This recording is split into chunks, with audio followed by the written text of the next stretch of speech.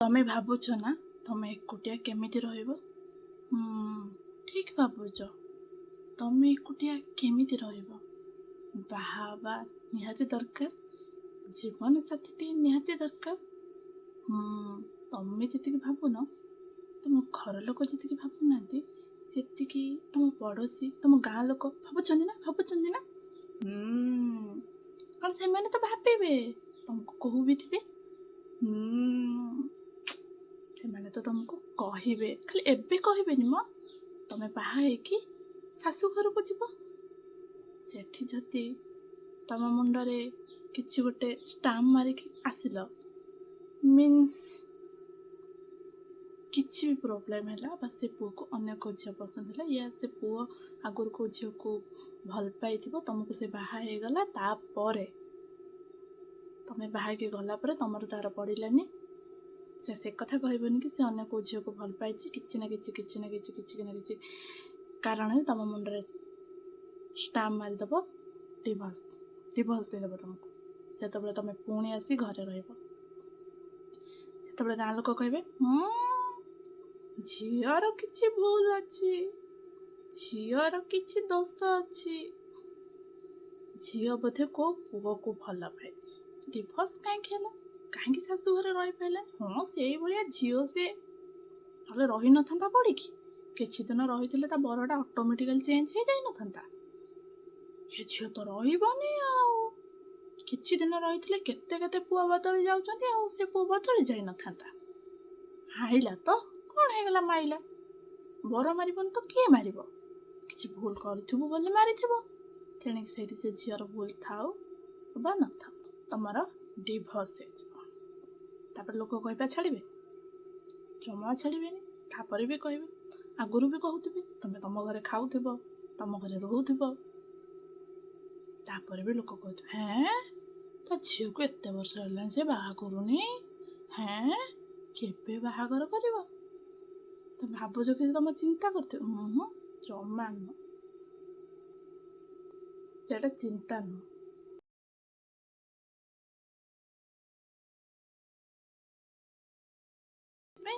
ଚିନ୍ତା କରନ୍ତି, ବୁଝିଲ? ସେଥିଲାଗି କାହା କଥା ଭାବନା। ତମେ ଭାବୁଛ ଆଜି ମୁଁ ବାହା ହେଇଗଲେ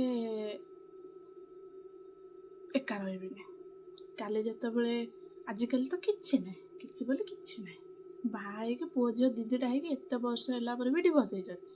ଆଜିକାଲି କ'ଣ ଅଛି? କିଛି ନାହିଁ।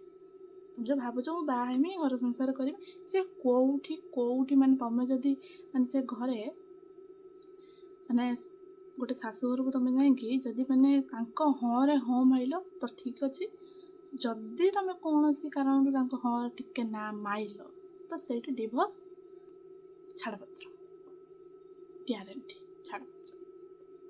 ତାଠୁ ଭଲ ସେମିତି ଆସି ଘରେ ଡିଭୋର୍ସ ନେଇକି ମୁଣ୍ଡରେ ଗୋଟେ ଷ୍ଟାମ୍ପ ମାରିକି ଆସିକି ରହିବା ଅପେକ୍ଷା ଏମିତି କାହିଁକି ନ ରହିବ? ନିଜ ଘରେ ଖାଇବ ପିଇବ, ଏମିତି କାହିଁକି ନ ରହିବ?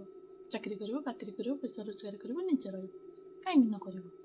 ଆଉ ଗୋଟେ କଥା, ବାହାଘର ପରେ ଏବେ, ଆଗରୁ କ'ଣ ହେଉଥିଲା ମୁଁ କହିପାରିବିନି, କିନ୍ତୁ ଏବେକା କଥା କହୁଛି, ଏଇ 2026ର କଥା କହୁଛି, ବାହାଘର ପରେ ସବୁ ଝିଅମାନଙ୍କୁ ଚାକିରି କରିବା ଦରକାର ମ୍ୟାରେଜ୍ ପରେ। କାରଣ ଏବେ ଯେଉଁ ଭିଡ଼ିଓ ଭାଇରାଲ୍ ହେଉଛି ତୁମମାନେ ଦେଖିଥିବ, କେବଳ ସେ ଗୋଟେ କାରଣ, ପଇସା ପାଇଁ ଏତେ ନାଟକ। ତମେ ଛୋଟ କାମ କର, 10,000 ପାଅ, 12,000 ପାଅ, 20,000 ପାଅ, ଚାକିରି କର, ଚାକିରି ଛାଡ଼, ପଇସାଟା ହେଉଛି ଇମ୍ପୋର୍ଟାଣ୍ଟ। ପଇସା ଯଦି ତମ ପାଖରେ ଥିବ ନା, କେଉଁ ଲୋକ ଆସିକି ତମକୁ ମୁହଁ ଖୋଲିକି ଠିକ୍ ପଦେ କହିପାରିବନି। ତ ବାହା ହେଇକି ଯିବ, ତମେ ବାପା ମାଆଙ୍କୁ ମାଗି ଦେଉଛ, ମାଗିବା ଆଗରୁ ତମକୁ ପଇସା ଦେଇ ଦେଉଛନ୍ତି ଡ୍ରେସ୍ ପାଇଁ, ଏ ପାଇଁ, କିନ୍ତୁ ସ୍ୱାମୀକି ମାଗିବାକୁ ପଡ଼ିବ। ଜାଣିଛ ମୁଁ ଏଇଟା କିଣିବି, ମୋତେ ଏଇଟା ଦେବ। ଯଦି କହୁନି ସବୁ ସ୍ୱାମୀ ଭଲ ଖରାପ ବୋଲିକି, ବହୁତ ସ୍ୱାମୀ ଭଲ ଅଛନ୍ତି, ତମ କହିବା ଆଗରୁ ସେ ଆଣିକି ଦେଇ ଦେଉଛନ୍ତି। କିଛି ସ୍ୱାମୀ ଏମିତି ଅଛନ୍ତି, ମାଗି ଖଚର ତ ମୁଣ୍ଡ ଛିଡ଼ିଯିବ, ଶାଢ଼ୀ ତ ଦୂରର କଥା, ଘରକୁ ରାସନ ବି ଆଣିକି ଦେଉନାହାନ୍ତି। ପଇସା ରୋଜଗାର କରୁଛନ୍ତି, ନିଜ ପାଖରେ କରୁଛନ୍ତି, ରାସନ ବି ଆଣିକି, ଏମିତି ବି ସ୍ୱାମୀ ଅଛନ୍ତି। ସେଇଠି ତମର କପାଳ ଲିଖନ କ'ଣ ହେବ ତୁମେ ଭାବ।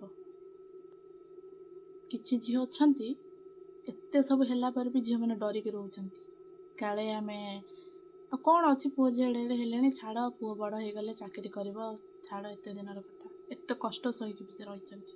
ତାଙ୍କ ସ୍ୱାମୀ ମାନେ ଟଙ୍କାଟେ ତାଙ୍କ ହାତରେ ଦେଇ ଶାଢ଼ୀ ତ କେତେ ଦୂରର କଥା, ରାସନ ପାଇଁ ବି ତାଙ୍କୁ ସେ କିଣିକି ଆଣିକି ଦେଉନାହାନ୍ତି, ମାଗିବାକୁ ପଡ଼ୁଛି ଏଟା ଆଣ ସେଟା ଆଣ ସେଟା ଆଣ।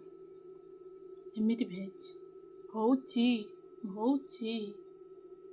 ବୁଝିପାରିଲ। ସେଥିପାଇଁ କାହା କଥା ଏଠି ଶୁଣୁନା, ନିଜକୁ ଯୋଉଟା ଭଲ ଲାଗୁଛି ସେଇଟା କର, ଏଇଟା ହିଁ ଠିକ୍। ଆଉ ଗୋଟେ ଇମ୍ପୋର୍ଟାଣ୍ଟ, ଚାକିରି ଛାଡ଼। ଯିଏ ବି ଯୋଉ ଚାକିରି କରିଛ କି ବାହାଘର ପରେ ମୁଁ ଚାକିରି ଛାଡ଼ିଦେମି ଇଏ କରିବି, ହଁ ସେଇଭଳିଆ ଯଦି ଭଲ ଘର ହେଲା, ସ୍ୱାମୀ ଭଲ ହେଲା କି ପଇସା ପତ୍ର ହଁ ଠିକ୍ ହେଲା, ଠିକ୍ ଅଛି ଚାକିରି କର, ହଁ ଚାକିରି ଛାଡ଼ନା। ମିଡ଼ିଲ୍ କ୍ଲାସ୍ ଫ୍ୟାମିଲି କଥା କହୁଛି, ଚାକିରି ଛାଡ଼ନା। ଯୋଉଠି ଚାକିରି କଲ, ପଇସା ରୋଜଗାର କଲ, ସେଠି ଠିକ୍। ସ୍ୱାମୀ ଭଲ, ସ୍ତ୍ରୀ ଭଲ, ସବୁ ଭଲ। ସ୍ୱାମୀ ତମର ବର୍ଥଡେ ହେଲା, ତମକୁ ସେ ଗୋଟେ ଗିଫ୍ଟ ଦେଲା, ତମେ ଚାକିରି କରିଥିବ, ତମ ସ୍ୱାମୀ କି ଗୋଟେ ଗିଫ୍ଟ ଦେଲା, ଠିକ୍ ଅଛି। ମୋ ସ୍ତ୍ରୀ ଗୋଟେ ଗିଫ୍ଟ ଦେଇଛି, ଏମିତି ଦେଇଛି ସେମିତି, ପୁରା ଠିକ୍, ସତ କଥା। କି ମୁଁ ଭୁଲ କହିଲି କି ଠିକ୍ କଲି, ମୋତେ କମେଣ୍ଟରେ ଜଣାଇବ।